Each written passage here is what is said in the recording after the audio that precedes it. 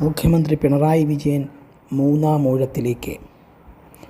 ഇത്തരം ഒരു ചർച്ച പാർട്ടികളുടെ ആഭ്യന്തര വേദികളിലെങ്കിലും നടക്കുന്ന ഒരു വേളയിലൂടെയാണ് നമ്മൾ കടന്നു പോകുന്നത്. ഇതിന് അനുയോജ്യമായ രാഷ്ട്രീയ കാലാവസ്ഥ രൂപപ്പെടുന്നുണ്ടെന്ന് തന്നെയാണ് വിലയിരുത്തൽ. അങ്ങനെയെങ്കിൽ ജ്യോതി ബസുവിനു ശേഷം ഇന്ത്യയിൽ ഏറ്റവും കൂടുതൽ കാലം ഭരിച്ച കമ്മ്യൂണിസ്റ്റ് മുഖ്യമന്ത്രി എന്നുള്ള പേരായിരിക്കും പിണറായി വിജയന് ലഭിക്കുക. സീതാറാം യെച്ചൂരി എന്ന CPMൻ്റെ ജനറൽ സെക്രട്ടറിയുടെ നിര്യാണത്തെ തുടർന്ന് കേന്ദ്ര കമ്മിറ്റി യോഗത്തിനെത്തിയ മുഖ്യമന്ത്രി പിണറായി വിജയൻ ദേശീയ മാധ്യമത്തിന് നൽകിയ അഭിമുഖം തന്നെയാണ് ഇത്തരം ഒരു ചിന്തയ്ക്ക് വഴിമരുന്നിട്ടിരിക്കുന്നത്.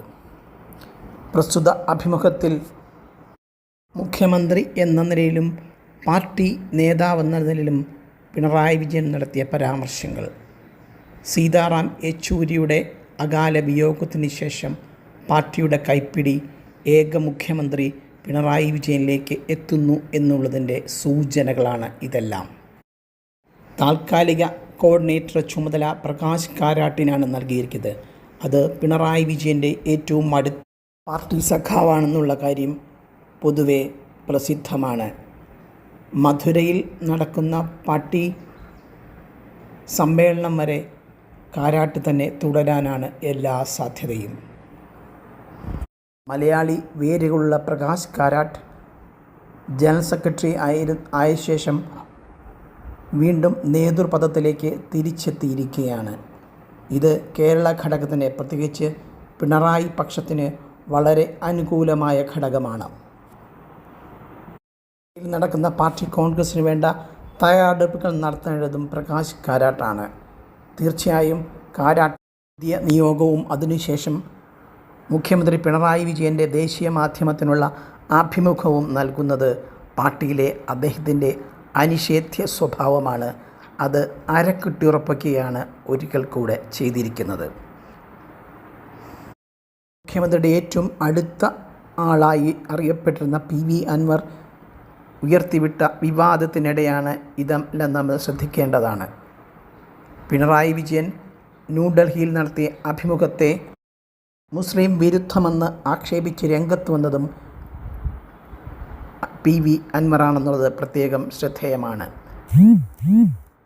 ന്യൂഡൽഹിയിലെ അഭിമുഖത്തിൽ പിണറായി വിജയൻ ഊന്നിപ്പറഞ്ഞത് സ്വർണ്ണക്കടത്തിലും ഹവാലയിലൂടെയും മലപ്പുറത്തെത്തുന്ന പണം രാജ്യദ്രോഹ പ്രവർത്തനങ്ങൾക്കുള്ളതാണെന്ന് സൂചനയുണ്ടെന്നാണ് ഉയർന്ന ആക്ഷേപം. ന്യൂഡൽഹിയിൽ വെച്ച് ന്യൂനപക്ഷ വിരുദ്ധ പരാമർശം എന്ന് ഇതിനകം തന്നെ ഇതര രാഷ്ട്രീയ കക്ഷികൾ മുദ്രകുത്തിയ ഒരു പരാമർശം മുഖ്യമന്ത്രി നടത്തിയത് വെറും വാക്കാവാൻ സാധ്യതയില്ല. പ്രത്യേകിച്ചും പരിണിതപ്രജ്ഞനായ ഒരു രാഷ്ട്രീയ നേതാവ് എന്ന നിലയിൽ. അജിത് കുമാറിൻ്റെ RSS കൂടിക്കാഴ്ച വിവാദമായ പശ്ചാത്തലത്തിലാണ് പിണറായി വിജയൻ അഭിമുഖം നടത്തിയതെന്നും തൻ്റെ നിലപാട് തുറന്നടിച്ചതെന്നും പ്രത്യേകം ശ്രദ്ധേയമാണ്. കക്ഷിയായ CPI ഇതിനെ കടുത്ത ഭാഷയിൽ വിമർശിക്കുകയും ചെയ്തു. ഒരുപാട് CPI സെൻ്ററാണ്. CPI സെൻ്റർ മാറ്റമൊന്നുമില്ല. വളരെ വ്യക്തമാണ്. കേരളത്തിൻ്റെ ക്രമസമാധാന ചുമതലയുള്ള ADGPക്ക് ഒരു കാരണവശാലും ഒരു RSS ബന്ധം പാടില്ല.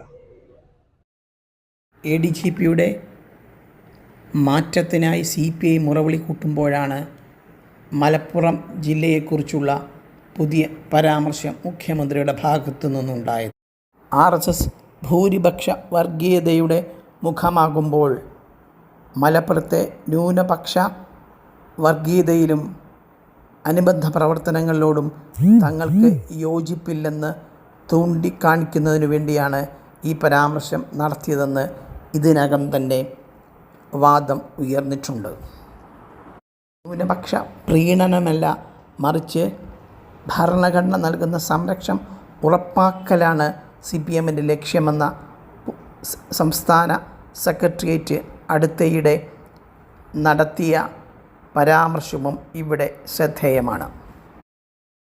ഇരുവർഗീയതയും ഒരുപോലെ എതിർക്കുന്ന കക്ഷിയാണ് CPM എന്ന ഒരു പ്രതിച്ഛായ ദേശീയ തലത്തിൽ സൃഷ്ടിക്കാനുള്ള നീക്കമായി തന്നെ ഈ അഭിമുഖത്തെ കണ്ടാൽ തെറ്റു പറയാനാവില്ല. ഒപ്പം പാർട്ടി ഭരിക്കുന്ന ഏക മുഖ്യമന്ത്രി എന്ന നിലയിൽ CPMൻ്റെ വാർത്താമുഖം പിണറായി വിജയനായി ആയിരിക്കും എന്ന സൂചനയും ഈ അഭിമുഖം നൽകുന്നതായി രാഷ്ട്രീയ കേന്ദ്രങ്ങൾ വിലയിരുത്തുന്നുണ്ട്. പ്രസ്തുത അഭിമുഖത്തിലെ വളരെ പ്രസക്തമായൊരു ഭാഗമാണ് പ്രായം സംബന്ധിച്ച പരാമർശം. CPMലെ പ്രായപരിധി തീരുമാനം തനിക്ക് ബാധകമാണോ എന്ന് തീരുമാനിക്കേണ്ടത് പാർട്ടിയാണെന്ന് മുഖ്യമന്ത്രി അഭിമുഖത്തിൽ പറയുന്നുണ്ട്. 75 വയസ്സ് എന്ന പ്രായപരിധി പിന്നിട്ടതുകൊണ്ട് മാത്രം ഈ പാർട്ടി കോൺഗ്രസിൽ വെച്ച് സംഘടനാ പദവികളിൽ നിന്ന് ഒഴിഞ്ഞില്ലേക്കുന്ന സൂചനയാണ് അദ്ദേഹം നൽകുന്നത്. തീർച്ചയായും അടുത്ത തെരഞ്ഞെടുപ്പിൽ സ്വീകരിക്കാൻ സാധ്യത ഉള്ള ഒരു നിലപാടിൻ്റെ സൂചന കൂടിയാണ് ഇത്. 2 വട്ടം CPMനെ അധികാരത്തിലെത്തിച്ച മുഖ്യമന്ത്രി എന്ന നിലയിൽ ഒരവസരം കൂടി അദ്ദേഹത്തിന് നൽകാനുള്ള സാധ്യത ഇവിടെ തെളിയുന്നുണ്ട്. അങ്ങനെയെങ്കിൽ 2026 തെരഞ്ഞെടുപ്പിൽ പിണറായി വിജയൻ തന്നെയായിരിക്കും മുഖ്യമന്ത്രി പദത്തിലേക്ക് സ്ഥാനാർത്ഥിയായി എത്തുക. ഭൂരിപക്ഷ വർഗീയതകളെ നേരിടുന്ന മുഖ്യമന്ത്രി പാർട്ടി നേതാവ് എന്ന ശീർഷകത്തിൽ അദ്ദേഹം വീണ്ടും തെരഞ്ഞെടുപ്പിനെ നേരിടുമ്പോൾ ഒരിക്കൽ കൂടി ഭരണം പിടിച്ചെടുക്കാനാകും എന്ന പ്രതീക്ഷ ആണ് ചില രാഷ്ട്രീയ വൃത്തങ്ങൾ പ്രകടിപ്പിക്കുന്നത്. പ്രത്യേകിച്ചും 2031 കേരള ഭരണം എന്ന ലക്ഷ്യത്തോടെ BJP മുന്നോട്ട് പോകുമ്പോൾ അതിന് അനുയോജ്യമായ സാഹചര്യം കേരളത്തിൽ സൃഷ്ടിക്കുന്നതിനായിരിക്കും അവർ മുൻതൂക്കം നൽകുക എന്ന കാര്യത്തിൽ സംശയമില്ല.